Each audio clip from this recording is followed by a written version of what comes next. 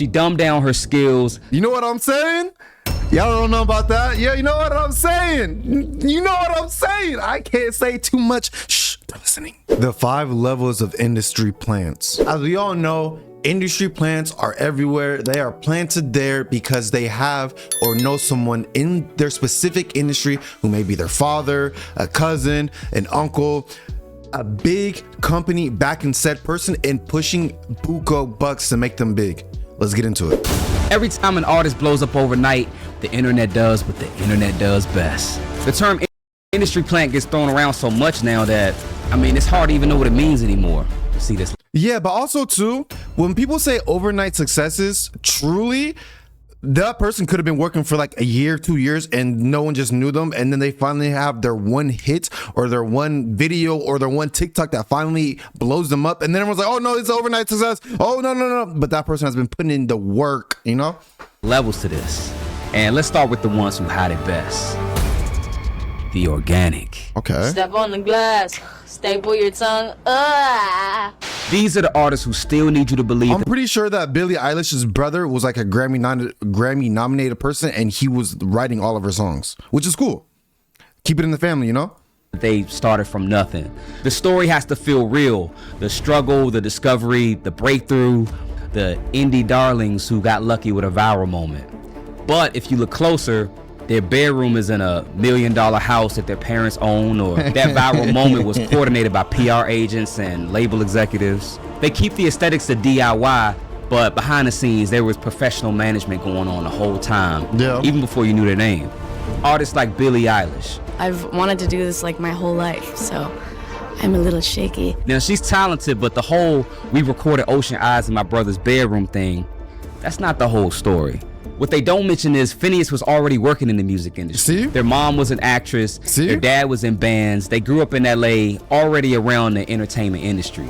Billie was even homeschooled. But the thing is, this is quote unquote crazy, but if I'm a parent, right? My daughter wants to be this mega big star. I already have the connections. Why wouldn't I do it? Why wouldn't, if this is her dream, you notice you got to put the work in. You have to go on tour. You have to perform, right? If she was a bad performer and all that stuff, she wouldn't have blown up like she is now, right?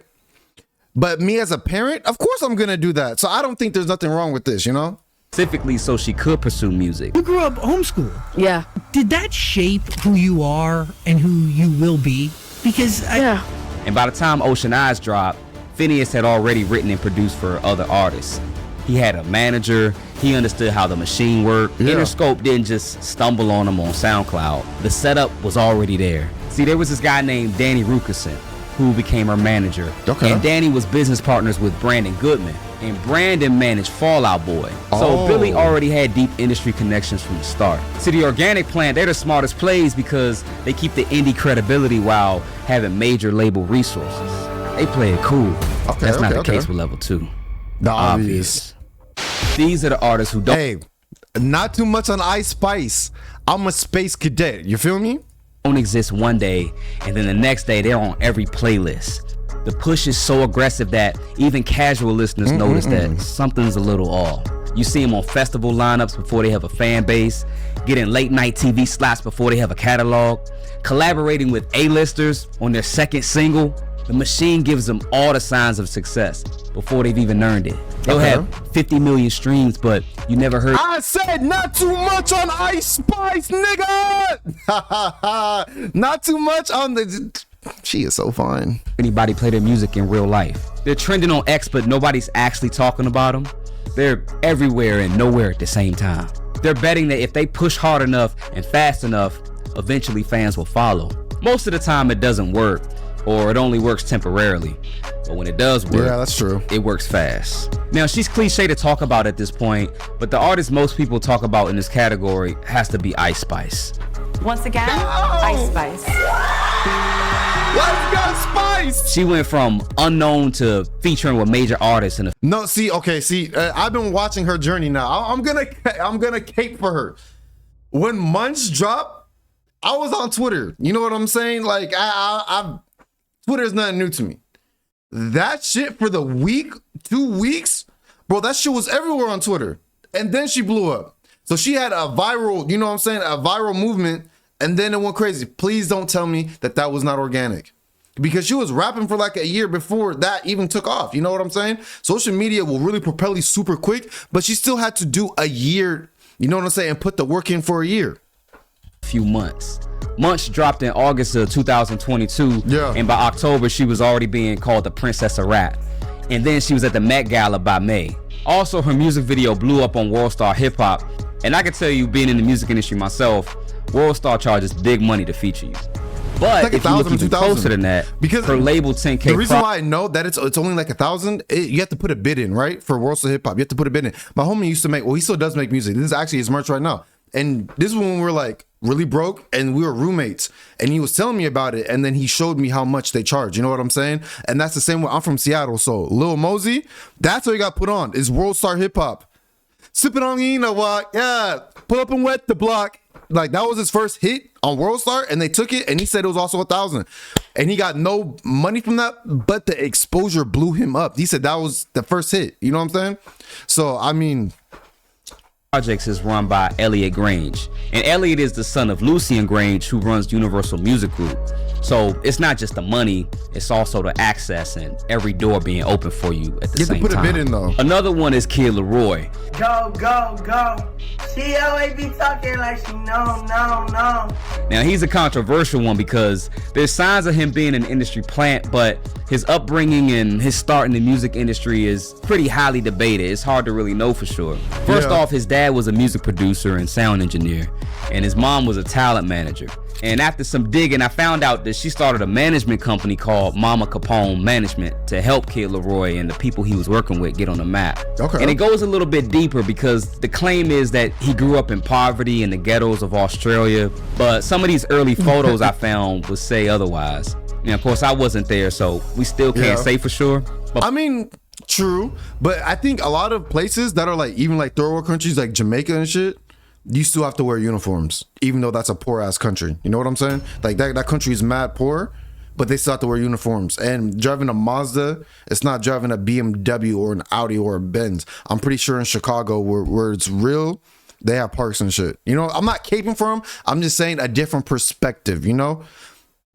Between the Juice WRLD features and the Justin Bieber collabs, it felt like he was being marketed as the next global superstar out of nowhere. And the most recent person people like to throw in this category is Doechii. Now, when you factor in her versatility and her stage presence, I think it's hard to say that she's not talented or doesn't deserve recognition. But everything was just so aggressive with her rise that people were calling her a plant before giving her a chance. So she signed to TDE, Kendrick's label. They're an independent label, but they got ties with the big three record companies, Sony, Universal, and Warner. She basically went from up-and-coming artist to winning a Grammy for Best Rap Album overnight. And her rise seems legit when you first... Did you know that the Grammys, in order to win a Grammy, you just pay for it? Did you guys know that? That's why Jay-Z has so many Grammys. And I'm not going to say that like Jay-Z is phenomenal. He's a phenomenal artist. But the label pays for the Grammys. If you guys didn't know that. The labels pay for Grammys. That's why when Kanye West was pissing on the Grammy, because it don't mean shit. That's why when Drake was pissing on it or drinking champagne out of it, like, bro, I don't care about this. Because they know that it's paid for, you know? First look into it, because at one point, she just seemed like your average YouTuber that was on the come up. But it's pretty clear that she's had some big label backing before we all knew who she was. It's one thing to develop an artist's talents and skills. She's fire. But it's another thing to spend major label money on plays and views. But what happens when an artist presents themselves as not having any money and no family and being 16 in the middle of Miami? Amethyst Amelia Kelly, aka who's that? Iggy Azalea. First things first, I'm the realist. Drop this and let the whole world feel it. She was signed by T.I. She got signed by T.I. Grand Hustle. A white girl from Australia, but you would never know that from listening to her fake urban southern accent.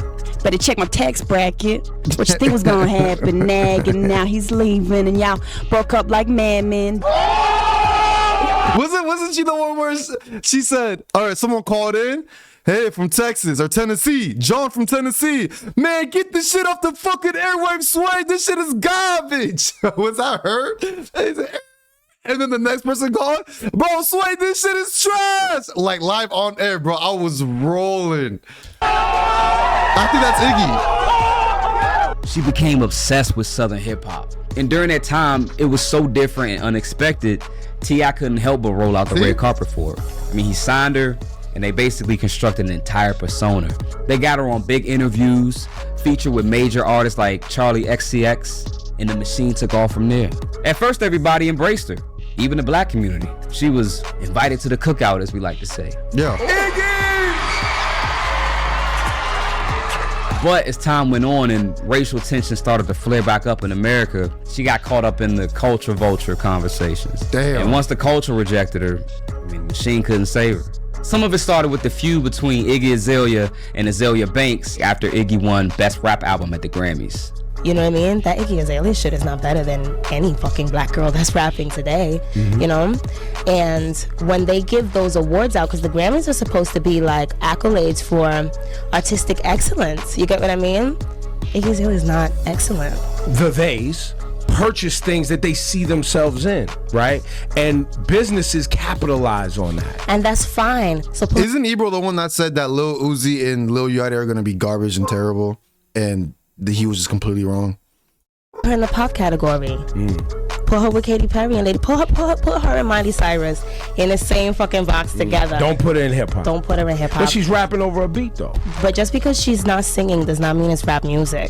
Ultimately, this all led up to Iggy Azalea quitting music and becoming an OF model and a crypto entrepreneur. I think she knew she couldn't keep it up, especially when hip hop. She's fire though. She's fire. The legends like Q-Tip started coming out and talking about it. But it goes to show when an industry plan is too obvious, especially when it's built around a gimmick, sometimes the downfall can be just as quick as the rise. Bro, what's wrong with me? Bro, I think succubuses are the most finest shits on the planet, bro. Don't be like me, guys. The Puppet. Now, The Puppet is where it gets dark and where I might make some people mad. But these are the artists who became what the industry wanted them to be. Hey, she looks crazy. Not necessarily what they wanted to be. Sabrina Carpenter and Katy Perry deserve honorable. Yeah, wasn't Katy Perry like I swear she was a Christian artist, and she said this is getting me no plays. You know what I'm finna do? I kissed the girl and I liked it. I kissed the girl and I liked it. I remember the origins. Mentions here, but if you want to see a full inside look on their stories, I'll link my videos in the show notes. Both of them had mediocre to average success in music until the industry overlords got a hold of them and changed everything about them. Katy Perry was a gospel artist and Sabrina was a wholesome Disney child star. Another artist a lot of people talk about in this category would be Tate McRae. Now, if there was ever a person literally bred to be a pop star, it's probably Tate. Tate has actually been famous since she was around 8 years old. Not for music, but she was internationally known as a dancer. Her mom owned a dance company and had Tate in training since she was around 6. Wow. Now everything. She really bred her to be a superstar. Hey, can you get mad? Can you get mad at the parents though? Can you get mad at the parents though? I don't blame the parents. Shit. You want to do this, baby? Let's make you a superstar. That's what parents are supposed to do. Blew up for her after she posted a YouTube video of her singing an original song called One Day, which has blown up to over 40 million views. Damn. I've understood that you will never be mine, and that's fine. Now, usually. See, she can sing though. It's not like she can't sing. If she was off key, off note, off everything, would have been like, boo, tomato. But instead, she can actually sing. Her mom just gave her that extra push, you know? Usually you wouldn't label this kind of rise as industry plant. I mean, Justin Bieber got the same kind of start on YouTube. But her brand shift is where the water gets a little muddy. She had pretty good success as the bedroom singer-songwriter, but even pop fans got caught off guard by her sexy pop diva rebrand. But who we really got to talk about is Lady Gaga. Stephanie Germanotta was playing piano in New York dive bars in 2005. She was doing jazz standards and just wearing normal clothes. And then she got signed to Def Jam at 19, but she got dropped after 3 months. Oh, wow. L.A. Reid, he literally signed her and forgot about her. He just wasn't. Didn't Akon signed her, right? Akon is a boss, bro. He signed hella people that we just don't know. You know? Interested. He thought she was too normal and too boring. Not that marketable. So after that, Gaga changed everything. She was ready to be what the industry wanted her to be. She started studying what worked, what got attention. She analyzed Madonna's career. She dumbed down her skills. You know what I'm saying? Y'all don't know about that? Yeah, you know what I'm saying? You know what I'm saying? I can't say too much. Shh, they're listening. Simplified everything and focused on one goal: fame. By 2007, she was a completely different person. She was go-go dancing, setting her hairspray on fire. She wasn't Stephanie anymore. She met her producer Red One and got hooked up with Akon, and they just went straight up synth pop. I be talking about. But the interesting thing is, she never really hid that she was just playing a character. But usually there's a consequence that comes with not being yourself. Yeah. I think people, real fans, probably knew deep down that there was something going on.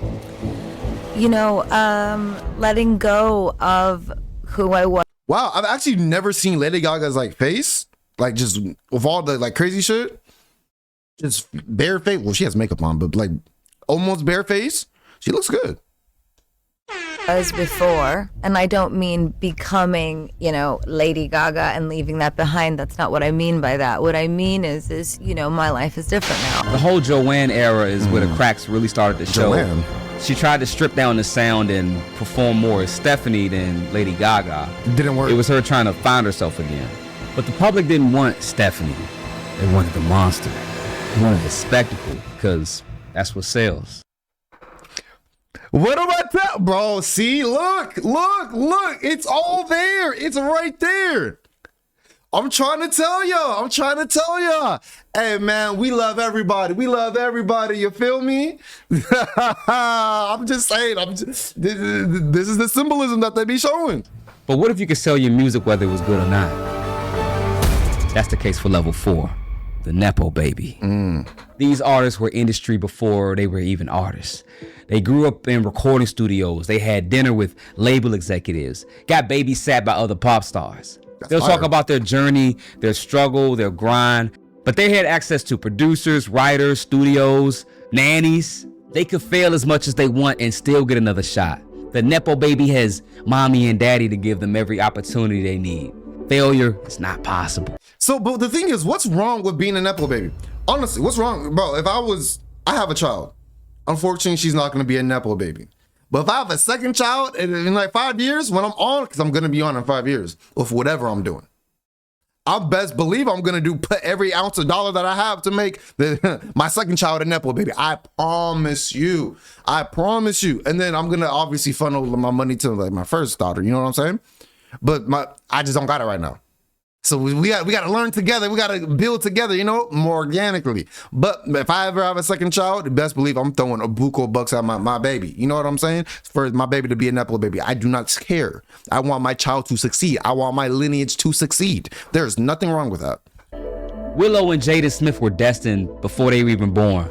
Willow dropped Whip My Hair at 10 years old on Rock Nation.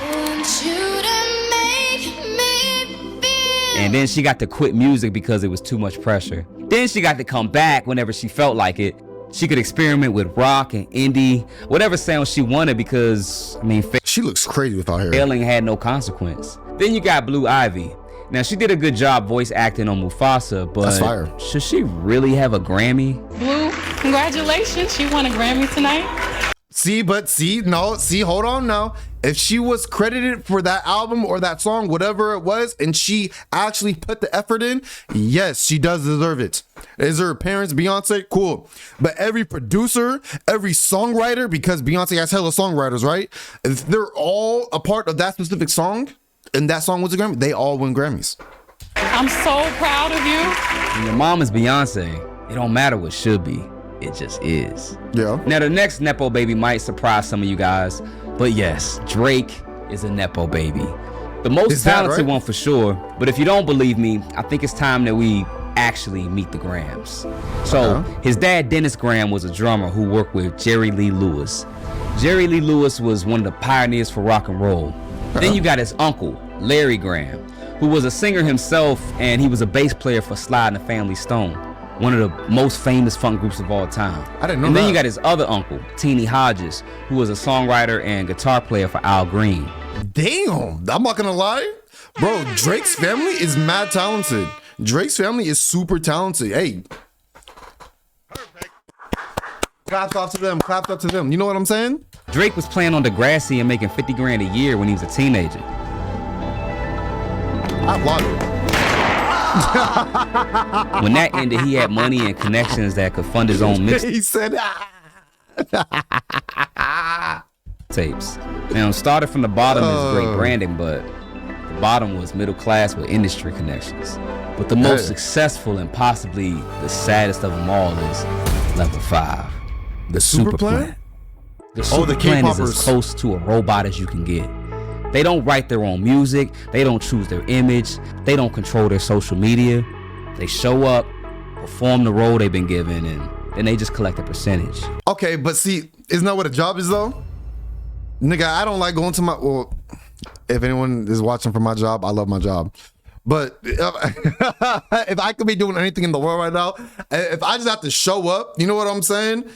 And do this, I would much rather be on stage, touring, doing all that stuff, getting life experience, making hella more money, you know, than my regular job that I have right now. That's what a normal job is. You come in, you clock in, you may not like what you're doing, but you do it anyways because you got to pay the bills. At the end of the day, they're still paying bills.